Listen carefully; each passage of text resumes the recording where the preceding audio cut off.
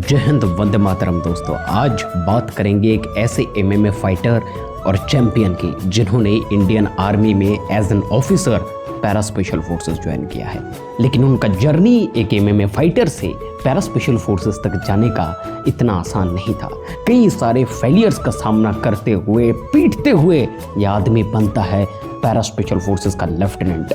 मैं आपको आज कहानी सुनाऊंगा लेफ्टिनेंट आकाश राणा की।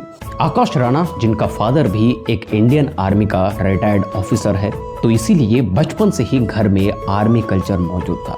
आकाश साहब पढ़ाई लिखाई में भी बहुत तेज था। एजुकेशन में उन्होंने बीएससी पास आउट किया, उसके बाद एमबीए किया उत्तरांचल यूनिवर्सिटी से। लेकिन उन्होंने अपना छाप छोड़ा है एमएमए फाइटिंग में। सन 2012 में उनको फर्स्ट डैन ब्लैक बेल्ट मिलता है। 2013 और 2014 में नेशनल चैंपियन बनते हैं मुआय थाई में। 2016 में इंडियन ओपन एमएमए चैंपियनशिप को वो जीतते भी हैं। केज के अंदर तोड़फोड़ मचाते हैं, एक ब्रूटल फाइटर की तरह वो बाहर निकलते हैं। लेकिन आकाश राणा साहब का भी सपना था कि वो इंडियन आर्मी ज्वाइन करे एज एन ऑफिसर। उन्होंने 10+2 के बाद से सन 2013 से लेकर के 2018 तक इंडियन आर्मी ज्वाइन करने का प्रयास किया। बार बार उन्होंने एग्जाम अटेम्प्ट किया, लेकिन कभी एग्जाम में तो कभी एसएसबी में वो बार बार फेलियर का सामना करते रहे। लेकिन अपनी जिद को ना छोड़ते हुए बहरहाल उन्होंने इंडियन आर्मी ज्वाइन तो किया, लेकिन एज ए सोल्जर, एक क्लार्क के तौर पे मद्रास इंजीनियरिंग ग्रुप में वो ज्वाइन करते हैं।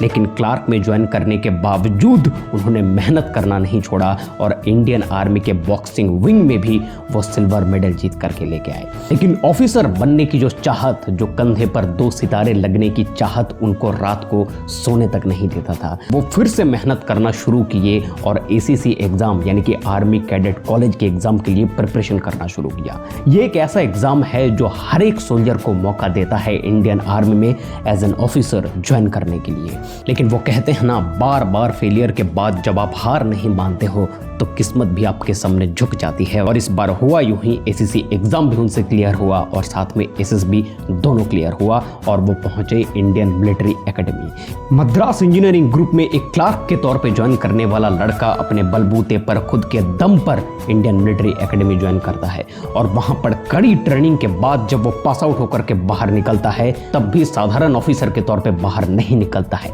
चीफ ऑफ आर्मी स्टाफ के हाथों से गोल्ड मेडल जीत करके वो बनता है मिस्टर आईएमए 2024।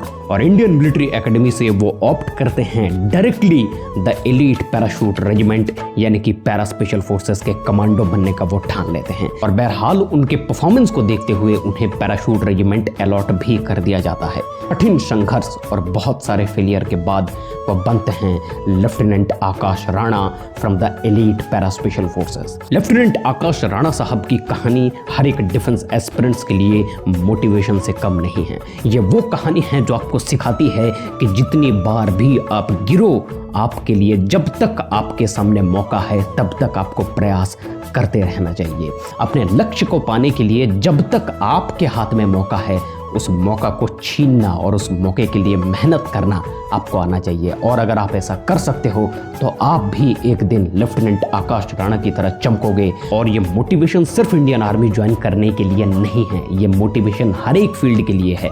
आप किसी भी फील्ड पर काम कर रहे हो, कुछ भी बनना चाहते हो, रास्ता मेहनत का ही है। इसी तरीके के डिफेंस रिलेटेड स्टोरीज और ऑफिसर्स के बारे में जानने के लिए चैनल को सब्सक्राइब करके बेल नोटिफिकेशन को प्रेस कर लीजिए। मिलते हैं आपसे अगले वीडियो में, तब तक के लिए जय हिंद, वंदे मातरम।